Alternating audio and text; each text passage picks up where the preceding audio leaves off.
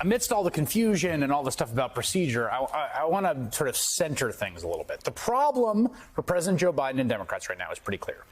With the narrowest possible majority in the Senate, they need all 50 Democratic senators to agree, again, unanimously on legislation. And two Democrats have emerged as the face of opposition to the party's agenda. There's West Virginia Senator Joe Manchin and Arizona Senator Kyrsten Sinema. Now, say what you will about Senator Manchin, but he represents a state Donald Trump won by nearly 40 points in 2020, and he also has explicitly articulated the basis of his opposition to the current Biden agenda proposal. He thinks $3.5 trillion price tag, again, over 10 years, and also that's just the spending side, not the taxes side. He thinks that's too high. He wants more means testing and work requirements to limit the scope of some of the benefits of the bill. And I think he is dangerously, destructively wrong about the substance and the politics. But at least those are tangible demands. To quote the Big Lebowski, at least it's an ethos. When it comes to Senator Sinema, we don't know exactly what her objections are. In fact, not entirely clear she's invested in advancing the agenda at all. And her tenure in the Senate has essentially been, well, quite focused on looking out for wealthy and special interests at the expense of her constituents. Like during last year's summer recess, a time when most senators spend with their families and their districts, instead, Sinema attended a paid winemaking internship in California at a winery that also held a fundraiser for her campaign, run by a founder of one of the country's largest private equity firms, a firm which donated $6,800 to her campaign. I mean, I guess that would be fun, but I don't know. You really need to look no further than what Senator Sinema was doing today. She met with the White House twice on the future of the bill. I think she's going back a third time, I just saw before we got on air. And then, while Democrats were feverishly working to put together a compromise she will support, the New York Times reports her schedule included a fundraiser with 5 special interest groups looking to kill the legislation, ready to write checks for between $1,000 and nearly $6,000 to Sinema. Now, I may not agree with Senator Manchin's politics, but it does seem like he's articulating things he wants and is trying to get to yes. Senator Sinema, on the other hand, has been spending her time basically alternating between a vineyard internship and getting checks from lobbyist groups. Donna Edwards is a Washington Post columnist, previously represented the Maryland's 4th Congressional District in Congress, where she served alongside then Congresswoman Kyrsten Sinema, and she joins me now. What do you think about, I have found Joe Manchin's explicitly articulated objections in some ways reassuring, because as Faz Shakir, who used to work for Harry Reid, said, you can't negotiate if you're not getting counters. At least that's something to work with. I don't know what is going on with Sinema. What do you think of that read on the difference between those two right now? Well, I think you've got it exactly right. I mean, it does seem to me that at least publicly, Senator Manchin has articulated his concerns with the legislation and is actively working to try to negotiate. I think that he wants to get to yes. And, you know, my concern about Senator Sinema, apart from the fundraising, which I think is very, very problematic, one of the reasons that we need the For the People Act to pass. But if you look at the voters in Arizona, this is overwhelmingly supported by a majority of voters in Arizona.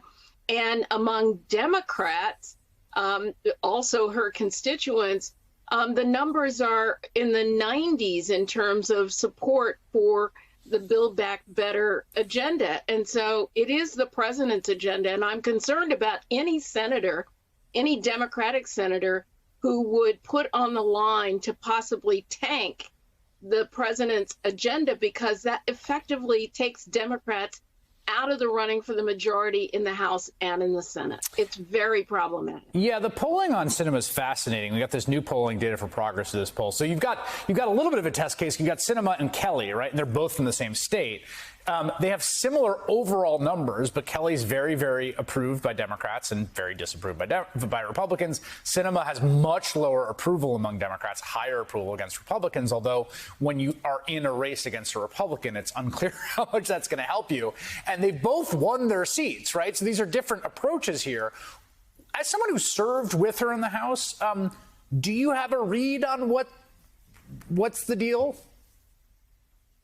Well, I mean, my experience of Senator Sinema when she was in the House is that she did spend a lot of time, caucusing with Republicans, even on very minor issues. And so I think this is a long-standing problem, and it is, it's a challenge, I think, for the majority leader, for Senator Schumer, in trying to make sure that there are 50 votes in support of the Build Back Better plan, as well as the infrastructure that's already passed.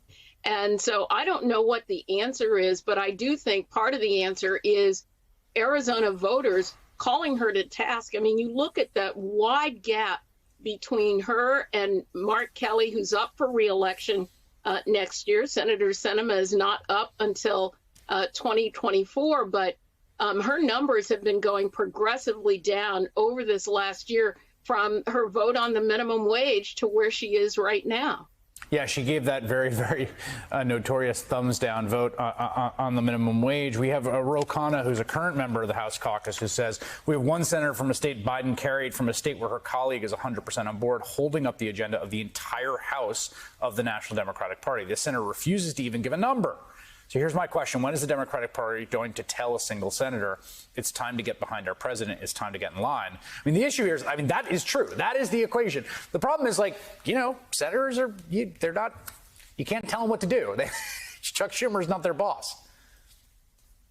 Well, when I talk to both House Democrats and Senate Democrats, they're incredibly frustrated, particularly with Senator Sinema. They feel like they can work with Senator Manchin. We know that number from 3.5 trillion is going to be something different. We heard Speaker Pelosi say that, but they're not really sure what to do right now with Senator Sinema. And I do think that among Democrats across the country, and certainly in Arizona, this is not going to go down very well if the president's agenda is not passed. Joining me now is Pennsylvania Democratic Congresswoman Susan Wild. She's on a number of committees, including the House Foreign Affairs Committee and the Ethics Committee. Congresswoman, good morning. You say you had a productive talk with President Biden this week about the path towards passing both bills in tandem.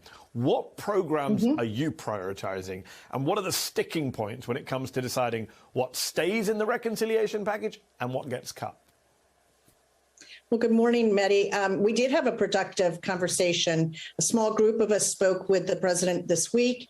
My particular priority, as most people know, is Medicare negotiation of prescription drug prices, which, of course, for those who don't know, is a big part of what we call the pay for the package. It would result in huge savings for taxpayers and would go to fund a lot of really excellent programs that are contained in the bills.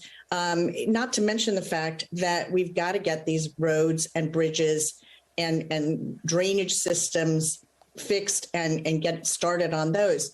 But in the other infrastructure bill, I'm particularly excited about the prospect of a big investment in early childhood education, something this country has never seen. There have been a lot of references to FDR and so forth. Keep in mind, when the New Deal was passed, we weren't thinking about early childhood education or child care because most households were just single working parent households, and the other parent stayed home, the mother in particular. But now we know that to get our economy fully rebooted, and we've got to get women back to work. And one of the best ways to do that, and also to do really great things for their kids, is early childhood education. But Congresswoman, just to clarify for our viewers, there's lots of different camps in your party nowadays, in your caucus. Where do you stand as of this moment in terms of both bills passing together?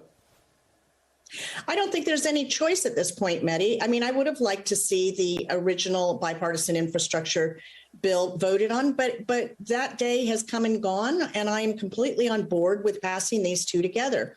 They are now inextricably linked. It's quite clear that we're not going to pass one without the other, and I feel so strongly about them that I'm fine with that. And the president came in and spoke to our caucus, and I did a very good job of settling everybody down and saying, the process matters. Listening to all of the legislators on their priorities really matters. And, it kind of calmed. We probably never should have put an artificial deadline on when one bill was passed or the other. Well, I guess that artificial deadline came from pressure from some on the right in your party, the Josh Gottheimers and Joe Manchins of this world, the Kirsten Sinemas of this world. You mentioned a moment ago that you value Medicare negotiating on drug prices, something that Kirsten Sinema told the president in the Oval Office reportedly she's against. The New York Times reporting yesterday also that Senator Kirsten Sinema wants to cut $100 billion from the Build Back Better funding for climate change action. She's often described as a moderate senator. And I want to ask you, Congresswoman, what is moderate about letting the planet burn, about opposing the bare minimum action that has to be taken to fight climate change? I really don't get it. There is nothing moderate about that, Mehdi. I think you and I have had this conversation before about labels. Labels don't work, quite frankly, within the Democratic caucus. I've often thought of myself as moderate, but I fully believe that we've got to repair the effects of climate change and do everything we can to prevent any further damage to the planet. Medicare negotiation of drug prices, Senator Sinema isn't in the right party if she doesn't think that that is a good thing. And by the way, everybody should be in favor of that because, quite honestly, it's to the benefit of the American taxpayer. Yes. It's ridiculous that we don't negotiate prescription drug prices or that Medicare doesn't. Yeah, and to be fair, Joe Manchin, the other holdout in the Senate, is very clear that he does support you on that and support the provision in the bill on Medicare negotiations. So we're against artificial deadlines. I think you and I can both agree on that. But when do we think, if we get our crystal ball out, that these bills will actually pass? Midterms are upon us very soon. Well, the artificial deadline has actually come and gone. So now we're at the point where we are going to work on getting this done as soon as possible. I don't want to create another artificial deadline, but I certainly think that it would be very reasonable to think that we will have these done well before Thanksgiving. So that's sort of my new deadline in my head, and I hope that we meet it. I don't see any reason that we wouldn't. I cannot speak for the Senate, obviously, and I'm very concerned about what's happening over there, and silence followed by what I consider to be very unreasonable positions by Senator Sinema.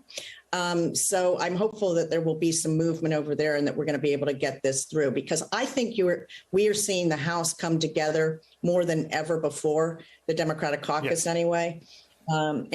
We all have such strong priority in that. And we recognize the cost of the bill is going to have to come down, but please, climate change is not something that we should. Go ahead. I'm sorry. It's a fair point when you say people coming together. We in the media often report this as a Democratic Party split. I mean, last time I checked, it was 9 House members and 2 senators, and everyone else was united. Democratic Congresswoman Susan Wild of Pennsylvania, appreciate your time this morning.